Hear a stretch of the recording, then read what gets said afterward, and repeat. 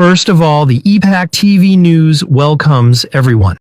Luang Tem Mukesh Mangkiba Numitrani 20 Sura Pogda Manipuri Governor Azoy Kumar Balagi Pokum Tiri Pangdi Haibadagi Hindi Chau Kraba Kashmir Bu Santi Propangam Kiba Kashmirigi Hero Eke Bala Manipur Laktun Governor Oibadagi Zero Gi Pim the Lakli Haina Mukeski Apopa Luang Tem Ganendra Dasna Pondokre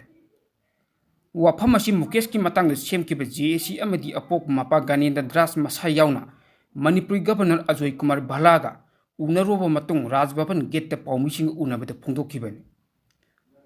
Numitrani 20 Rom Suraba Mapam Kangana Laiba, Machanupa Mukeski Wakal de Tamoy Kaidab Apop Mapa Ganendra Dasna, Paumising the Pondotun High, Mukeski Mama Ashi Mahak Anishu Bonupini, Mukes Matanta Poi, Mukeski Damak Mahakusiyam Honaze, Mukes Mankibaga Manipuri Unaroba, Matunda, Numitnigi Matam Piu, Haina, Governor Hirak Pedagi Matung. Numit nini gi mata madu piki adu ba hairi ba numit nini adu dasu masanu pagi langlalang dil putopung ngamdabadagi JC yauna takchilingai ngasi governor ki maikai dagi imung manunggi mama na trak mapa yauna unasi haina paula patagi una ba changlubani adu bu governor ki maikai dagi masanu pa kanna thiri phangdri haiba natana atopa ahen ma paukhum amata leite una adu da governor ki mafam da masanu pagi damakta sigera changera Kukina Parag Hatkapasu Ichagi the Moktani Haina, 2-wheeler Gari the Matanta Jojangte Kuki Bastitan and Chatki. Mahang Statli Hibasi Mayam Tazi Dabi Adubu, Jojangte ki camera Titliba Mapam to the Amadi, Bazar Adu the Poto Kabla Kibadun Sakini. Mahang Statkiba concert Adu the Lambi the Kanamatan and Kadai the Statliban Hainas Hangakte. Sekuitinas who calm the Haina, Governor Gimapam the Pontoke. Matam amada governor lakpada Manipur ki miyamna Manipur ta santi laklagani haina asa taunaki maramdi Manipur governor oina lakiba misak asi Kashmir gi achaw wathok adubu ingthan ngamkiba misak aduni adubu Manipur ta lakpada gidi karimata tawbu ngamkhidre Kashmir da di hero oikhire adubu Manipur da di zero gi title lakle haina governor ki masada phondulamki hairi Masi haibagi damakta mabu phagi hairebusi pharasanu masagi damakta khanbada leiba ngamdri haina thamoi sokna kaina phungdokki hiram masigi matangda ipak TV news na hangbu wahang amagi pakhum piradun mahakna hai security force na thiri haibasi kari khuthinu haiba ngamde AR kem leirabasu kadai da chatlibanu haiba phawba karimata hangde aina chatpatu hanglakte mi su amata ude moina thiri hairibasi kadai da thibun haibusu ngamde gari phawo puthokpu ngamde maram masina Manipur governor na akanmam yang changduna ichagi mari makong khangan biu haina phongduk lambag loinana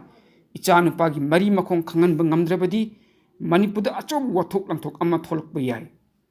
Kasar gi site gi su jiri ghatan national highway number 37 da khundari bam yosina loina saunrabani ban block kina chingba khongjang kaya changsilak ba yabagi oithok leiri haina su mahakna makhatan phongdoraki Nakalam Romda, Thorom Aduga Mari Lenina, Luang Tim Mukeski JC convener, Subdev Sarman Pondor Kibada JC Unaba Asida Manipur Governor Ajoy Kumar Balana, Mukeski Matang the Chapchaba Langlalang Dil Putopungamde. Hanglubada, Tiri, Pawamata Lati Hibnatana, Atopa Pokum Pirakte. Tiva Mong Sukaramna Tibon Hibakangde, ARDZ Amadi Atay Mari Lenaba Mioka Unare, Nagagi Mapam the Sutire. Kuki mafam dasu thire angang si leiti haina phongdoraki asumna governor na thiri haina leithok asinadi miyam na governor bu gerau torok yai haina masada phongdok lamki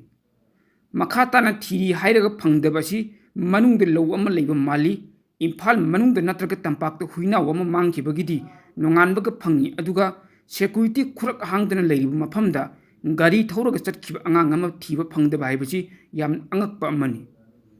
Masa Pangdapasun Gari Pawdi Pangum Toi, Tong si responsible Yaudaba Mali. Mankrib Angang si Sahike, Chupna Tigadagi Hain Hangbuda, Tiri Hibanatana Pakum Ate Pirakiti. JSN and Hanmakai Santi over Kongjang Chilambadu, CS washing Pullag Achobo Koncert Kongjang Junction and Abba Sem Sare, President Rulak Labanina Micham Miam Shek Oiragani Haina Tazarubani. Governor Apil Tawagi Matung Ina. Tampaki CSO sing nasu numitra marini gi manungda kulai ayam kusin na kibani aduga angang ama mangbada phananaba thiba ngamdaba haibasi governor na maitai da kari miteng yengbidibagi haibasi hangningi thiri haibasi thajaba leitre numit 12 suraba angang ama phawba thiri haina leithokpasi mathau tawbu lakbu natte Amit Shah na Chief Minister oiraga governor na private secretary oina lakpagi thong tokpiro masini yelhomi chuna governor gi mathakta agitation changsilakpa yai athubada governor gi matik mayai puthoktu na mangkrib angang asigi mari makong puthokpiyu haina mahakna makhatana phongdoklamki hairi ammaromda hiram masigi matangda kaisamthongi MLA Nisikanta nasu Mukesh mangkibasigi matangda memoina pisinduna takchinbasu leikrabani atopa pawamana hauji delimitation tawrabadi illegal migrants asi India gi citizen oikragani haina Maheshwar Thaunawjamna phongdokre kumjali singa mak chama panin khaima thoida base year oiba National Register of Citizen NRC loiraba matung Manipur delimitation chathabiu haina Union Minister Ramdas Athawale na Home Minister Amit Shah da cherol pisingre hauji delimitation tawrabadi illegal immigrants asi India gi citizen oikragani haina Maheshwar Thaunawjamna su phongdokre kumja 2001 da tawkiba Manipur gi census report leikiba chai na bakayana Manipur da chang manadaba mongda mising hengatkhiba kaya adugi akupa marol suba amadi cherul ama Maheshwar Thaunawjamna Union Minister Ramdas Athawale da pisinbaga loinana hiram masigi matangda mamutana khandaraba matung Union Minister Ramdas na Manipur gi delimitation gi process asi matam khara lepi kho haina Union Home Minister Amit Shah da cherul adu pisingibani hairi Union Minister Ramdas na pisingiba cherul aduda Manipur da leiriba sei na pumba yawba documents adusu attest tawkibaga loinana leiriba sei na pumba yawba documents adusu attest tawkibaga loinana leiriba sei na basing loisinana ba lising amuga chama panyankhai mathoida base year oiraga NRC pangthoklaga kumja 2021 gi census report lawraba matungda delimitation asi chathabiu haibu wafam pankhi hairi hiram masigi matangda Maheshwar Thaunawjamna thadurapa video release amada hai delimitation act kumja 2022 gi matung ina 2001 gi census ta yumpham oiraga kariguma delimitation asi chathakhiba tarabadi Manipur da khundari yelhomising masagi maramda masagi hak mangba khakta natana tungda achob amang makya lakani kumja 2001 gi census report asi sei na ba yamna leikhiba census amakani census asi gi matung ina Manipur gi kangpokpi Trasna Punaching district kaya da hengatpham thokpa mising gi changdagi ka hena yamna hengalakpagi matam aduda maikai kaya da charangna bu thokibani kumja 2001 gi census report ta India gi oina lising chamapan maudrama thoidagi 2001 phawbagi decadal growth asi 21.50 oiki aduga Manipur gi oina di 30.02 oi report asi gi matung ina Manipur gi district kharada hana leiramba mising adugi chada chama hena hengal am thenaki masima oithokpa yaroidaba mong amani haibasi miyam pumbana khangrabu wafamni masigi mathakta chaliba sahi asigi January gi tang 3 ta chief electoral officer na thokpa final electoral roll electoral to population ratio dasu normal oina 60 dagi 65 phawbu leiba asida kangpokpi da 34.6 ta lei hain utkhi masina kangpokpi da leiba apunba misinga voter chanbaga misingi chupnagi 34.6 khetnaba haibasi oithokpoi wangmudi yamna chanadaba am oi nakalam romda inkumja so isemoga chamapun humphuni thoidagi lisingamoga chamapun mafuni panda Myanmar da military crackdown chathakiba matam aduda Myanmar dagi masing yamlaba chinkuki kaya Manipur da changchilakhi haiba asisu miyamni hena khangrabu wafamni hainasu mahakna video footage adu khuthangda phongdoraki hairi tasengna hairabada maning makha tamna kanage su mikha pondana maromdum lepcharam balebak Manipur sahi lising ani henbagi puwai leijadun malimda haina humna panjaram balebak asinga sidi machet kaya thokna thuwaina ba thorang tawrabra haibagi mi paibelakle asigumba nungsiraba Manipur chinglon mapalna koisinba mafam asi chingmi tami punna khunda aminaduna lengak palamdamni yumthangna balebak kayana landarakpada chingmi tami ani ne ngakthok minnabag loinana yumthangna balebak kayadagi karakpa loipotna nungai yaipana panminar I asigumba lamdam masing ngasidi machet kaya thokna thuwaina na bukhotna bana ethnic army kaya lingkhatnaraktuna magi homeland tanbagi wakhalda laknare ngasina puwari ga sakon lamdam masi machet kaya thokna thuwaina na ba thong lokholak pahuri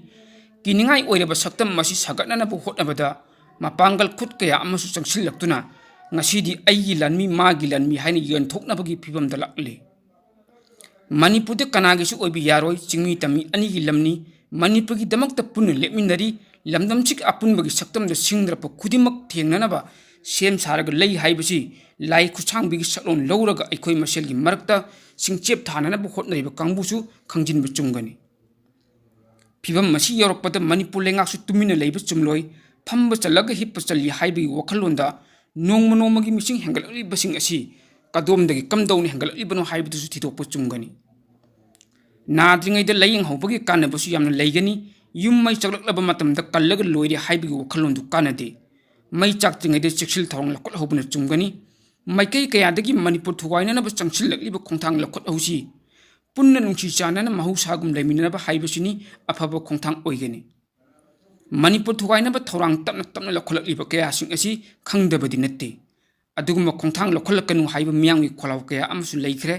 lawkhriba miyangwi kholaw aduna mairi oine chalakpa taragadi machet segaina na bu hotnariba Manipur lektabasu natte sagai gi lanmi mayam linkhaltuna homeland demand tawriba kangbusu wakhal tabiro apun ba Manipur amagi damakta thawai kathokki haibagi wakhal londu leibi Manipur kanagi su obiyaroi apun ba chingmi tamigini haibasi kaubiganu Manipur laiminariba nagani haina claim tawriba kangbu amana naga singna naga taba mafam khudimakta punchillaga Nagaland yawjakhragi haibagi wafam leiriban kuki sina khundaba mafam sing punchillaga kuki lel amagi mangan sagatli naga amadi kuki gi lam khaidokkiba taragadi apunba Manipur kari oihoba tare Nagaland punba pamba kangbu amadi kuki homeland demand toriba kangbu na khangadabadi 33 AD gi mamang nongda leren pakhang baning tho oina palingi matamdagi hauna ngasi aikoina legibu lamdam asi adum leiraka lakli yumthangna balaiba kaya khutum chalaga leiraki nungai yabi marang kaina chingmi tami punna laiminaraki chingmi tami gi apunba pangalna yekna basing landarak pad ngakthok minaraki matam madugi laioi khraba ipa ipusune makhoi hakchang de cheliba itana Manipur ngamkhai yeklaga thamlambani haibasi kaudaba phai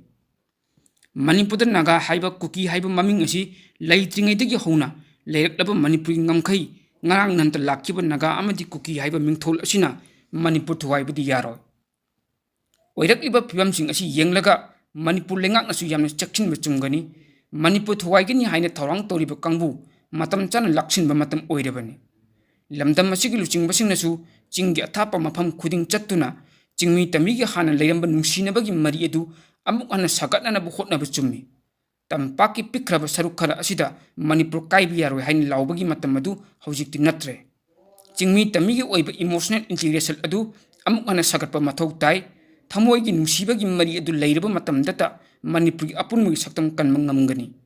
aikoi pune hingminasi nungsi chanan amat oina leiminasi Itkum haina lakpasida lamdam sida laiminariba chingtam amadi dharma jati gi khena balaitana nushinabagi mari hena cheshinduna santi oina panba lamdam oirasanu haina news networking body ama oiriba ipa group of news na miyamda yaipa pausal pirakli networking body ashigi founder president Saidur Maivamna kudek biduna thadorokpa yaifa cherol asina hai miyam puna pangthokadoriba itki thoram ashina lamdam sigi tongan ba fur mashal gi marakta nushi chanabagi pausal piba kumhai ama oirasanu haina so cherol asina maka tarakli The EPAC Group of News was set up on 7th July 2017 as a news networking body. Now it completes 7 years in service. Under the aegis of EPAC Group of News, one news networking YouTube channel and Facebook page called EPAC TV News has been set up in the year 2021. It is providing news throughout the world day and night.